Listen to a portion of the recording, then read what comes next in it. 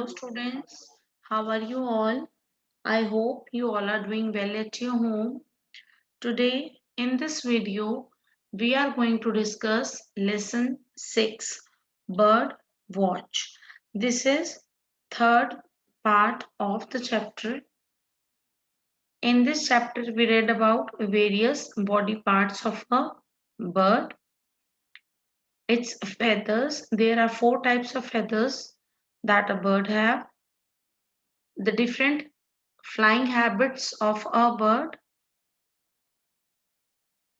then nesting habits of the birds. We read about various special birds that make special types of nests.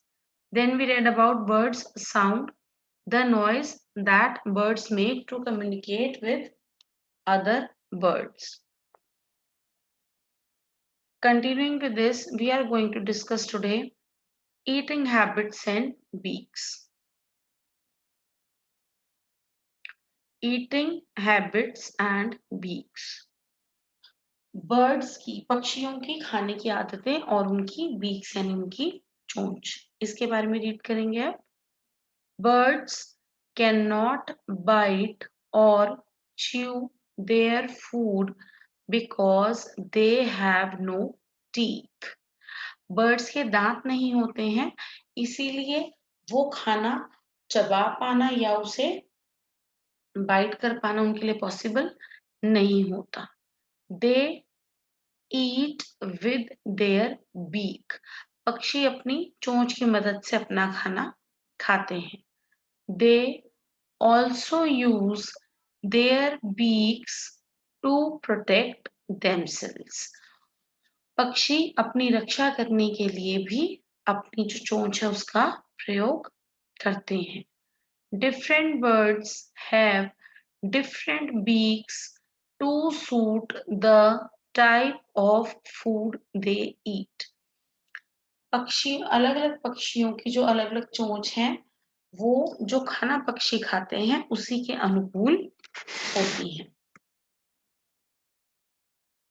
पक्षियों का जो खाना है वो पक्षियों की चोंच से बहुत ज्यादा प्रभावित होता है. पक्षी ऐसा ही खाना खाते हैं जो कि उनकी चोंच के अनुकूल हो और जो कि उन्हें खाने में दिक्कत ना आए, वो इजीली जिस खाने को खा सके. Small birds such as sparrows, pigeons, peacocks and finches are grain eaters.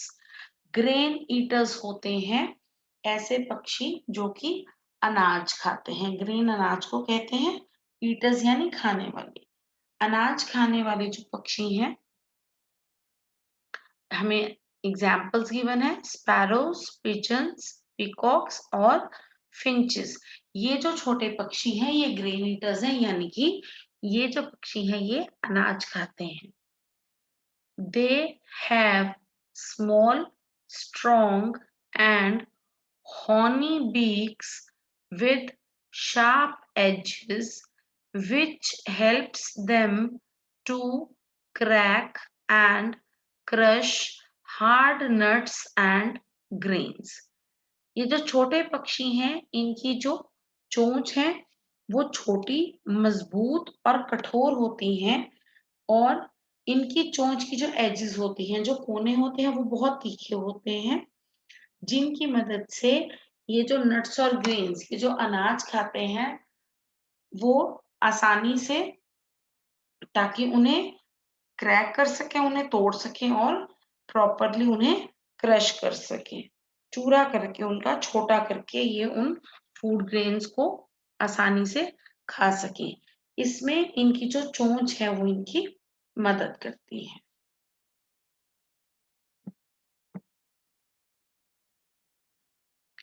Flesh-eating birds such as eagles, vultures, and hawks are called birds of prey because they feed on small birds and animals. Flesh-eating birds, flesh होता है मांस, मांस खाने वाले जो पक्षी हैं जैसे कि ईगल, वल्चर और हॉक, इन्हें बर्ड्स ऑफ प्रे कहा जाता है। बर्ड्स ऑफ प्रे होता है शिकारी पक्षी। ये जो पक्षी हैं ईगल, वल्चर और हॉक, ऐसे पक्षियों को बर्ड्स ऑफ प्रे कहा जाता है, क्योंकि ये जो पक्षी हैं ये छोटे पक्षियों पर या जो छोटे जानवर होते हैं उन पर फीड करते हैं, यानी कि उन्हें खाकर अपना पेट भरते हैं। इसीलिए ये जो फ्लैश ईटिंग यानी कि मांस खाने वाले जो पक्षी हैं, इन्हें बर्ड्स ऑफ प्रे यानी कि शिकारी पक्षी कहा जाता है।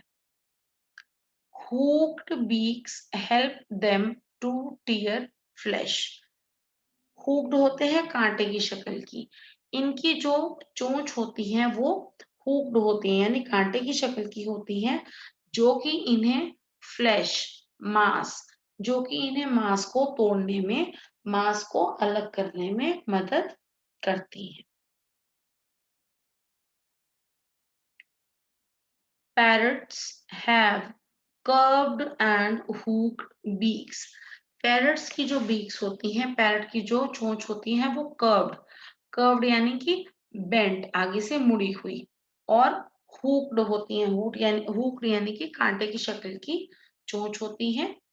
दे crack seeds with them. Parrot जो है वो अपनी चोंच की मदद से, जो कि मुड़ी हुई होती है और जो कांटे के प्रकार की होती है, अपनी चोंच की मदद से जो सीड्स होते हैं, जो बीज होते हैं, उन्हें क्रैक करते हैं यानी कि बीजों को तोड़ लेते हैं। Their beaks help them to climb up trees. Parrot की जो बीक्स होती हैं, जो पैरट की चोंच होती है, वो जब ये पैरट पेड़ पर चढ़ते हैं उसमें भी इनकी मदद करती हैं। Woodpeckers love pecking at wood. Pecking होता है ठूंगना यानी कि लकड़ी में अपनी चोंच को मारना। वुडपेकर्स को ये चीज बहुत अच्छी लगती है। They have thin sharp and strong beaks which they poke into tiny cracks in trunks of trees looking for insects. Woodpecker की जो चोंच होती है वो पतली, तीखी और मजबूत होती है, जिसका प्रयोग ये इंसेक्ट्स यानी कि जो कीड़े मकोड़े होते हैं उनको ढूंढने में यूज करती है। कैसे यूज करता है वुडपेकर अपनी बीक को? जो पेड़ों की जो छोटे क्रैक्स होते हैं यानी कि पेड़ों के तने में जो छोटी दरारें होती हैं, वहां पर ये अपनी चोंच से उन्हें पोक करता है यानी कि उन्हें कुरेदता है, और दरारों के अंदर जो इंसेक्ट्स होते हैं, जो कीड़े मकोड़े होते हैं, उन्हें ये खाता है।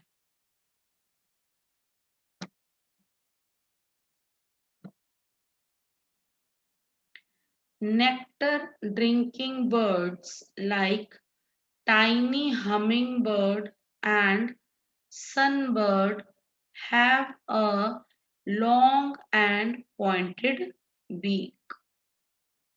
They use their beak to suck nectar from deep inside the flowers. Nectar होता है फूलों का रस या पराग कहते हैं जिसे। फूलों का जो रस पीने वाले बर्ड होते हैं जैसे कि हमिंग बर्ड है और सन बर्ड है, इनकी जो चोंच है वो लंबी और नुकीली होती है। ये अपनी चोंच का प्रयोग करते हैं फूलों के जो अंदर, डीप इनसाइड यानी कि फूलों के अंदर जो फूलों का रस होता है उसे चूसने के लिए। सक होता है चूसना, उसे चूसने के लिए ये पक्षी अपनी चोंच का प्रयोग करते हैं। फूलों का रस चूसने के लिए ये पक्षी अपनी लंबी और नुकीली चोंच का प्रयोग करते हैं। Insect eating birds can open their mouth wide so as to swallow insects. Swallow होता है निगलना, जो इंसेक्ट ईटिंग बर्ड्स यानी कि जो कीड़े मकोड़ों को खाने वाले जो पक्षी होते हैं, वो अपने माउथ को, अपने मुंह को बहुत वाइड ओपन कर सकते हैं, यानी कि बहुत चौड़ा खोल सकते हैं, ताकि वो इंसेक्ट्स को स्वेलो कर सकें, इंसेक्ट्स को निगल सके। Their beak is sticky from inside. इनकी जो बीक है, इनकी जो चोंच होती है, ये अंदर से स्टिकी यानी कि चिपचिपी होती है। This allows them to scoop insects out of the air as they fly. जब ये पक्षी उड़ते हैं, इनकी बीक के अंदर, इनकी चोंच के अंदर जो चिपचिपापन होता है, जो चिपचिपाहट होती है, उसकी मदद से जो हवा में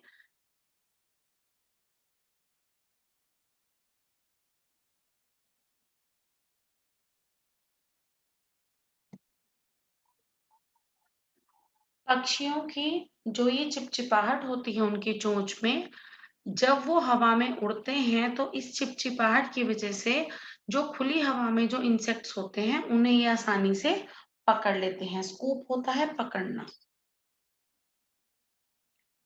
A duck has a broad, flat and spoon-like beak with tiny holes at the side. जो डक होती है, बत्तख की जो चोंच है वो ब्रॉड यानी कि चौड़ी होती है, फ्लैट मीन्स चपटी, और एक स्पून यानी कि एक चम्मच जैसी शेप होती है, एक एक डक की जो चोंच है उसकी, और जो साइड होती है उसकी चोंच की साइड पर टाइनी होल्स यानी कि छोटे छोटे छेद होते हैं। It sucks the muddy water with it. और ये जो छोटे छेद होते हैं, इनकी मदद से जो डक है वो मडी वाटर यानी कि जो मिट्टी वाला पानी होता है उसे सक करती है, उसे चूसती है। Mud and water goes out through tiny holes, leaving food in the mouth. जो मडी वाटर, जो मिट्टी वाला पानी बतख चूसती है, उस पानी में से जो खाना होता है वो बतख के मुंह में रह जाता है, और जो पानी में मिट्टी होती है और जो पानी होता है वो सारा उन छेदों में से बाहर निकल जाता है।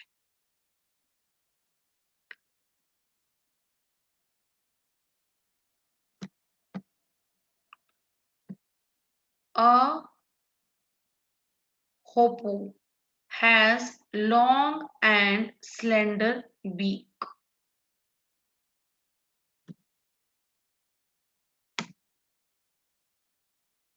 एक हूपू पक्षी जो है उसकी लंबी और स्लेंडर, स्लेंडर होता है पतली, उसकी जो चोंच है वो लंबी होती है और पतली होती है। It helps it to pull out insects from holes in ground. Ground यानी कि जमीन, जमीन में जो होल्स होते हैं, जो छेद होते हैं, उन छेदों में जो इंसेक्ट्स होते हैं, जमीन के नीचे कीड़े मकोड़े होते हैं, उन इंसेक्ट्स को खींचने में हूपू बर्ड है जो उसकी लंबी और पतली चोंच उसकी मदद करती है। Next topic is migratory birds. Migratory होता है घुमंतु, घूमने वाले पक्षी होते हैं जो।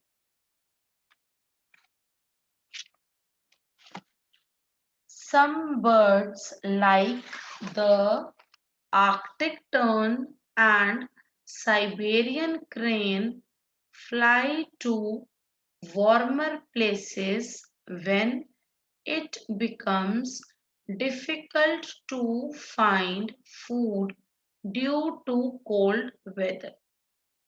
जब बहुत ज्यादा ठंड हो जाती है, ठंडा मौसम हो जाता है, कोल्ड वेदर होता है, उस टाइम जो पक्षी हैं जैसे कि आर्कटिक टर्न है और साइबेरियन क्रेन है, इन्हें खाना ढूंढने में बहुत ज्यादा डिफिकल्टी आती है, खाना ढूंढना बहुत ज्यादा मुश्किल हो जाता है। तब ये पक्षी जो हैं, ये वार्मर प्लेसेस यानी कि इस ठंडे इलाके से कंपैरिजन में जो गर्म इलाका है वहां पर उड़ जाते हैं। This movement of birds from cold to warmer places every year is called migration. ये जो मूवमेंट है यानी कि ये जो चाल है एक जगह से दूसरी जगह जाना, पक्षियों द्वारा जब एक जगह से दूसरी जगह जाया जाता है, यह जो जाना है, ये जो चाल है, ये हर वर्ष एवरी ईयर हर वर्ष होता है। जिस इलाके में ये पक्षी हैं, जब वहां पर बहुत ज्यादा ठंड हो जाती है, इन्हें खाना ढूंढने में प्रॉब्लम आती है, तब ये पक्षी इस ठंड वाले इलाके को छोड़कर यहाँ से वार्मर प्लेसेस यानी कि यहाँ की बजाय जो गर्म जगह है वहां पर चले जाते हैं, वहां उड़ जाते हैं। ये एक जगह ठंडी जगह को छोड़कर गर्म जगह जाना, ये जो मूवमेंट है, ये जो इनकी चाल है एक जगह छोड़कर दूसरी जगह जाना, इसे कहते हैं माइग्रेशन। माइग्रेशन को हिंदी में बोलते हैं प्रवास या स्थानांतरण, एक जगह छोड़कर दूसरी जगह जाना। Birds usually migrate in flocks. Birds जो हैं वो ज्यादातर झुंडों में ही माइग्रेट करते हैं, यानी कि झुंडों में ही एक जगह छोड़कर दूसरी जगह जाते नहीं हैं। सॉरी, एक जगह छोड़कर झुंडों में ही जाते हैं बर्ड्स। ऐसा नहीं है कि कुछ एक बर्ड्स हैं वो चले गए बाकी रह गए या एक दो गए हैं, ऐसा नहीं होता। बर्ड्स ज्यादातर जब माइग्रेट करते हैं एक जगह छोड़कर दूसरी जगह जाते हैं तो वो झुंडों में ही जाते हैं। They return back when the weather becomes warm. जिस जगह को ये पक्षी छोड़कर जाते हैं वहां का मौसम जब गर्म हो जाता है, गर्म होना शुरू हो जाता है, तब ये पक्षी वापस आ जाते हैं। रिटर्न बैक यानी कि वापस आना। I hope you were able to understand. Third video है आपका ये इस चैप्टर का। तीनों वीडियोस को प्रॉपरली देखिए, you will be able to understand the whole topic. अब एक ये रिकॉल है हमारे चैप्टर का, इसे रीड करेंगे हम। जो मेन पॉइंट्स हमने इस चैप्टर में रीड किए थे ये वही हैं। से it again. First is a bird has two legs with claws, a beak, wings, and a boat-shaped body. एक पक्षी जो है, पक्षी के दो पैर होते हैं। विद क्लॉज, क्लॉज होते हैं पंजे। बीक यानी कि चोंच, विंग्स होते हैं पंख, and a boat shaped body. Boat shaped body होती है उसकी। बोट कैसी होती है? दोनों साइड से नैरो होती है, तंग पतली होती है और बीच में से चौड़ी होती है।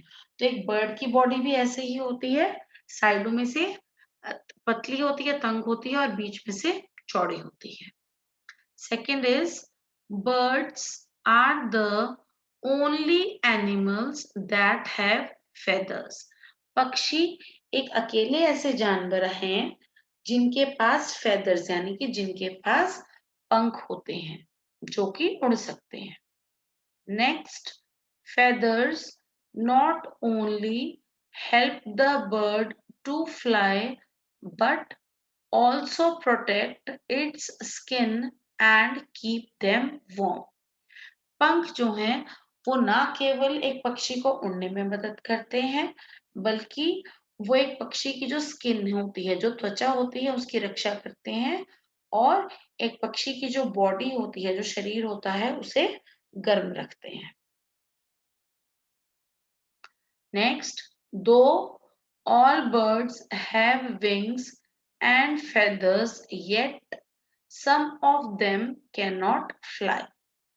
बेशक सभी पक्षियों के पास पंख होते हैं और पर होते हैं, लेकिन फिर भी इनमें से कुछ ऐसे पक्षी हैं जो कि बिल्कुल उड़ नहीं सकते। Birds usually communicate by two sounds, a call and a song. पक्षी ज्यादातर दो आवाजों में बातचीत करते हैं, एक है कॉल और एक है song. Last is the shape of the beak of a bird is closely related to its eating habits. एक पक्षी के की जो चोंच की जो शेप होती है, चोंच का जो आकार होता है, वो उसके खाने की जो आदतें हैं उनसे बहुत ज्यादा लगाव रखता है, यानी कि पक्षी की जो खाने की आदतें हैं वो उसकी चोंच से बहुत ज्यादा प्रभावित होती हैं। This is all. I hope it was easy for you. Thank you. Have a nice day.